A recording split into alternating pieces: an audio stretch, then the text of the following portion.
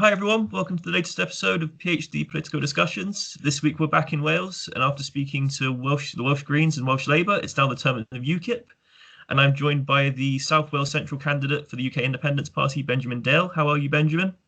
I'm very well, thank you, Adam, and thank you for having me on as well. It's good to have you on. So, very simply, this is a question I've been asking all the candidates I've spoken to. Why do you want to be a member of the Senate, and why for UKIP?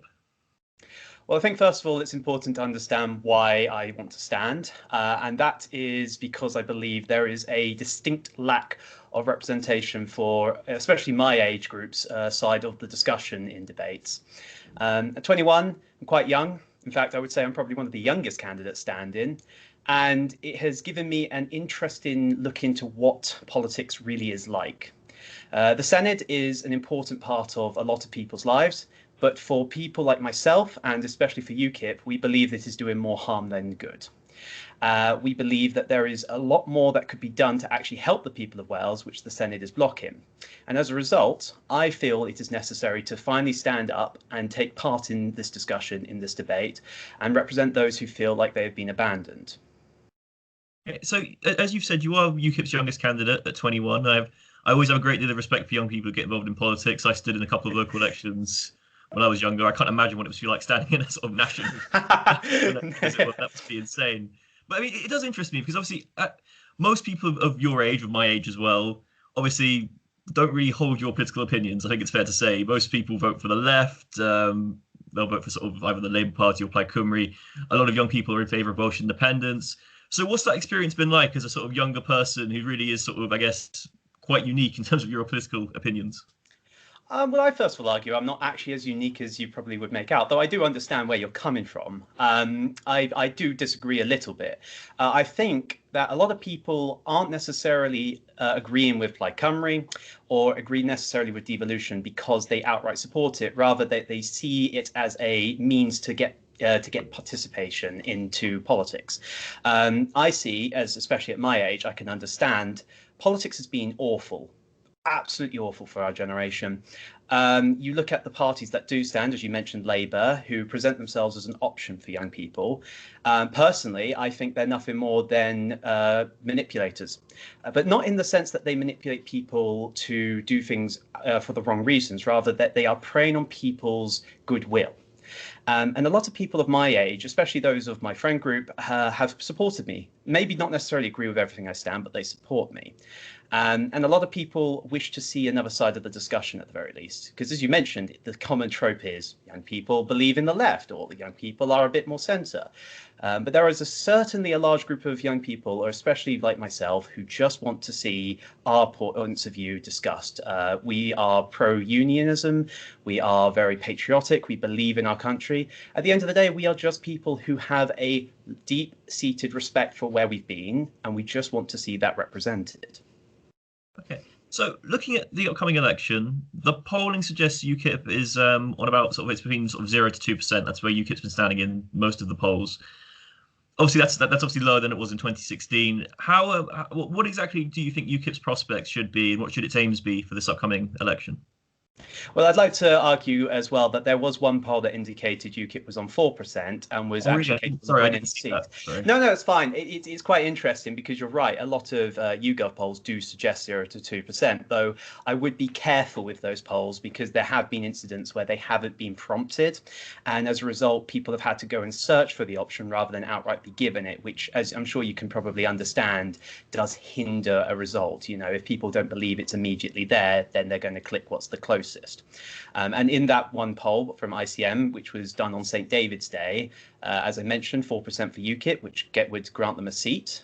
Liberal Democrats were on 4%. And of course, the main one that most people talk about, Abolish, was also on 4%, but also not predicted a seat. So personally speaking, when you take a poll that actually considers every aspect of this, spectrum, UKIP and Abolish, it seems that we are on rather equal footing, and perhaps things have changed a little bit since then. It was a month-old poll, but I do believe that UKIP has the capabilities to achieve a lot more than people give it credit for, not least because we have some fantastic candidates. We have, for example, Lieutenant General Jonathan Riley, an ex-military officer who has served for 40 years. We also have the experience of Neil Hamilton, as I say, and we've also got Dr. Felix Orbel up in North Wales, a Vote Leave coordinator.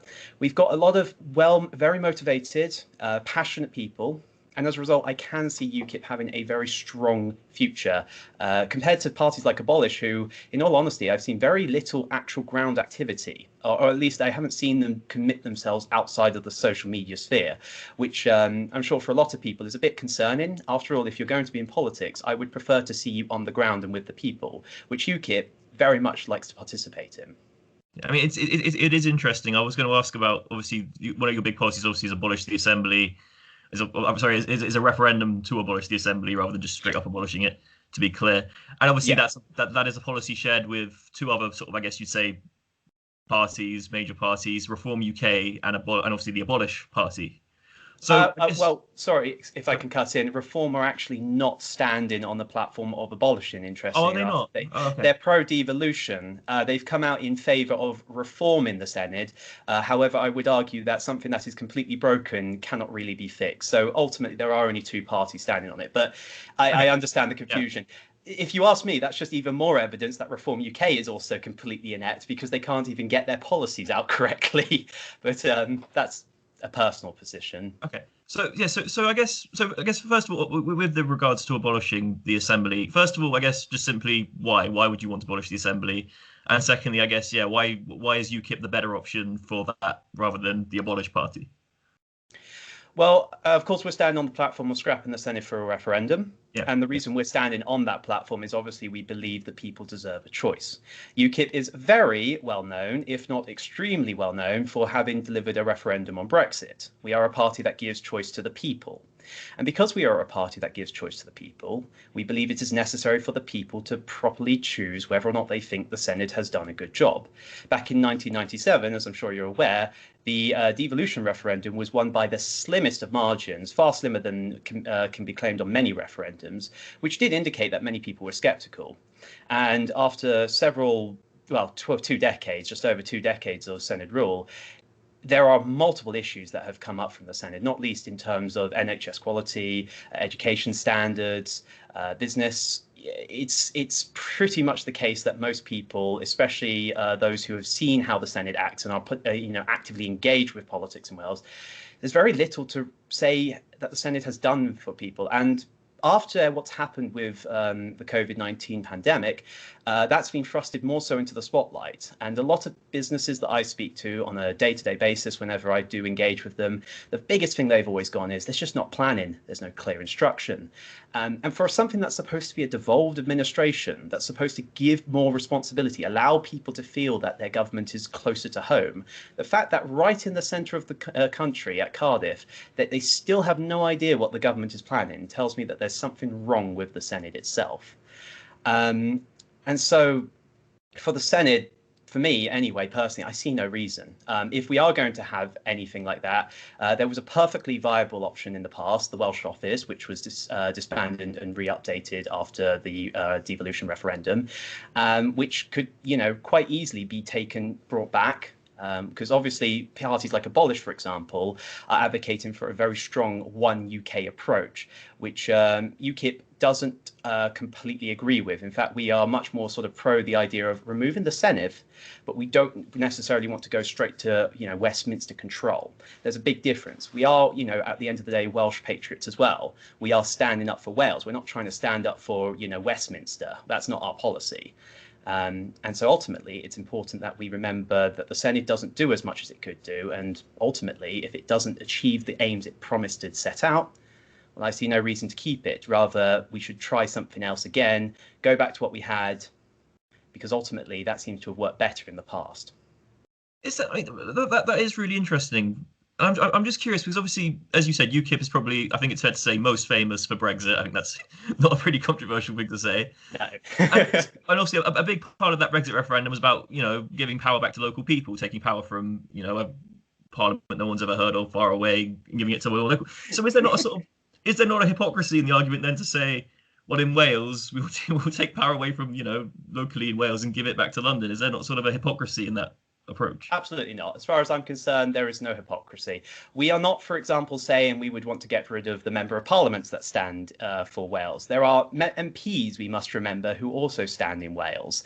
And it seems we've given more precedence and, well, more power to other people, more bureaucrats, rather than enhancing the power of MPs that already stand. It doesn't make sense to me anyway why we need to have multiple layers of bureaucracy in government when we have perfectly reasonable MPs already. And regarding the Brexit referendum, that was a decision which the people took. And again, that's the same reason why we are offering a referendum. It's why we are not like Abolish. At the end of the day, we are not going to go into power on the premise of just one issue. We are going to go in with a multitude of platforms, a multitude of things that in the short term we will deal with, whilst also giving the people the chance to make their voices heard. Ultimately, it is not contradictory to allow the people to decide their own future, if you ask me.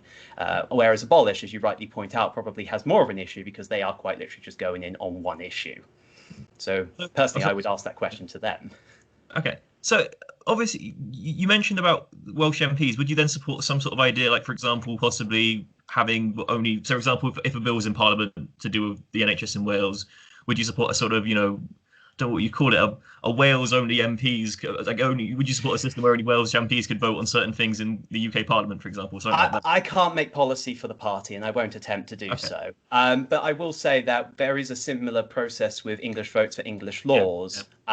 So it's possible. But again, I'm not going to make policy for the party. I cannot speak for the party on that one. That is a decision that the party would have to take, and ultimately could be something that could be offered to the people as well.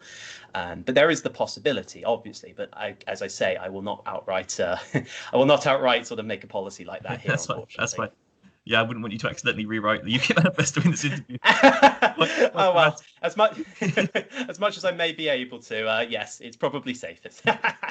So anyway, you mentioned other policies, and I do want to obviously talk about other policies. And obviously, one of the big powers the Welsh Senate currently has is with the health service, the NHS. And obviously, that's the big story of the last year has been the COVID pandemic, and obviously the huge strain that not just the Welsh NHS, but NHS England and Scotland have also faced huge pressures. What does UKIP offer? What would you say UKIP offers to the National Health Service going into this election? Well, I'd say we offer quite a lot, especially with the idea that by scrapping the Senate, we can save millions, if not, I believe it's £55 million worth of, funding that could go to services like the NHS. Rather than money going into the pockets of politicians who will argue about how much funding the NHS needs, we could actually directly fund the NHS.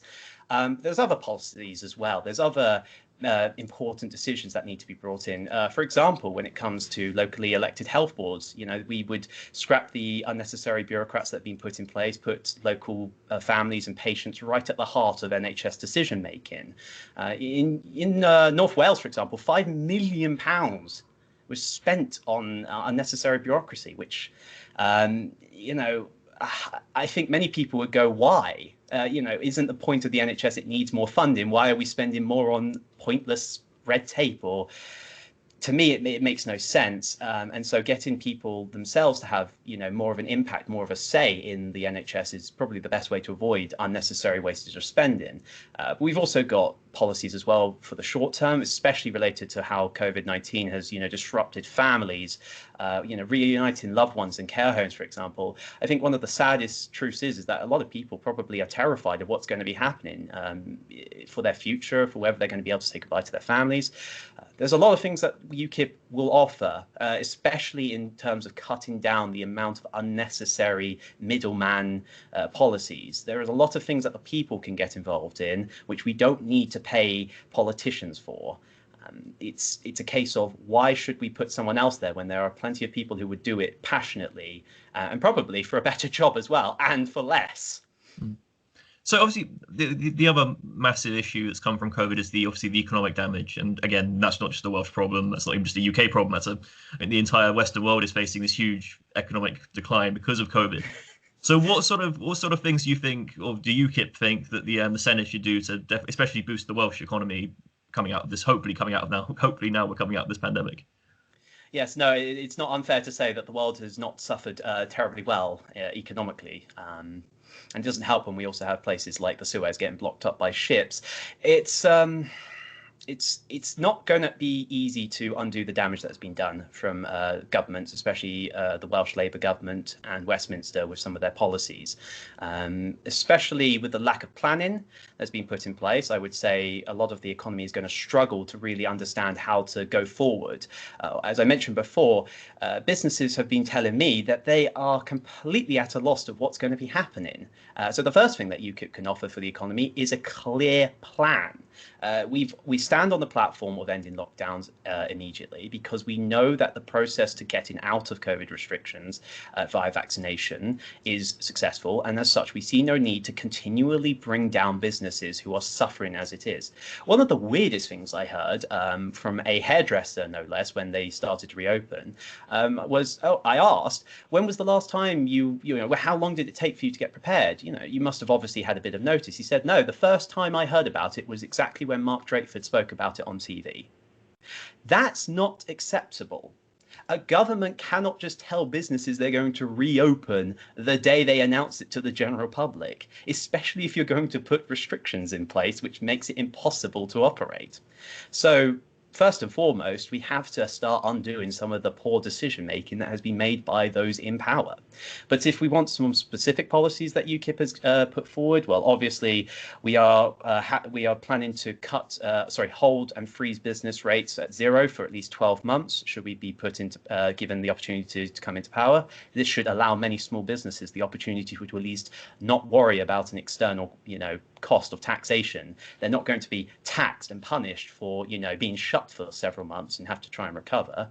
We've also pledged £100 million as well to tourism to re-stimulate the hospitality industry, which of course is one of those areas which a lot of I've heard from some Plaid supporters is the big thing that they would push forward, and yet oddly enough, they were quite happy to watch as the industry suffered. So we would give back to those industries which are supposedly going to be the forte of an independence.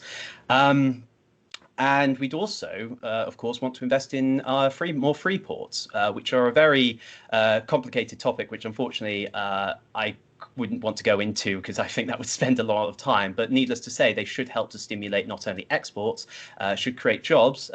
It's estimated about 66 million jobs are created worldwide from free ports, and there's only about 3,500 recorded. There's about 20,000 jobs per free port. So there's a lot of benefits there to opening up to trade, exports. So UKIP has quite a very good variety of policies, but most importantly, we are focused on those small businesses. We are focused on getting them back into trading, getting them back into the economy, allowing the economy to reopen, to begin. Because that's ultimately the entire purpose of an economy, to trade, to function. And if it can't function, it's not an economy. So we've talked about health, we've talked about the economy. What other, because there's so many policies I could talk about, so I do prefer to ask the candidates what specific policies in particular are you excited about in UKIP's platform, and which ones do you think particularly can help the people of South Wales Central? Well, as I mentioned before, I am standing because I believe that there is a lack of representation. So obviously, democracy is going to be one of those big aspects for me. How we participate, how our governments engage with us. We need to ensure that as a nation we stick together. There's a lot of pro-independence sentiment at the moment, and I completely understand why some people of my generation would follow that narrative. As I mentioned before, I do believe that it is a case of being left behind by bigger parties. It's why I joined UKIP. It's part of the reason why I joined UKIP, is because people felt left behind, and so they are clinging to something that will offer them just the opportunity to feel represented. But at Cardiff City Hall, a very important statement is written up on the building: unity and patriotism.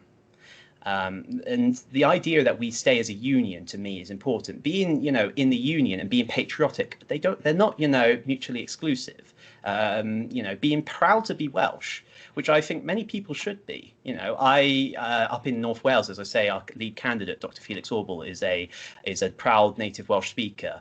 There's no contradiction in wanting to be part of the union and being patriotic for where you are. I am, for example, a massive fan of the Welsh rugby team. I've always been proud to support our boys in red, and I also am proud to be part of the armed forces. As an army reservist, I would be happy to fight for this nation. I serve for this nation, and I will do my utmost best to ensure that I help make this country as good as possible. And so for me, really, the biggest thing that I want to offer people is this opportunity to feel like we are connected again.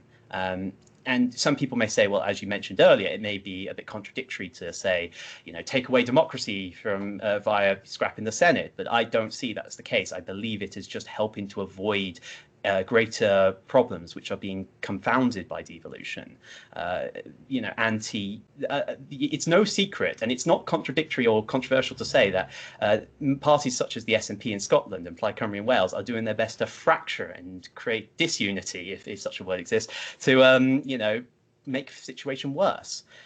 Whereas I believe we need to stand together, especially during a time like this. Of course, not every single area will operate the same. That's why I say we are not in the same position where Abolish is, which want to have a UK-wide approach, because that's not going to help anyone either.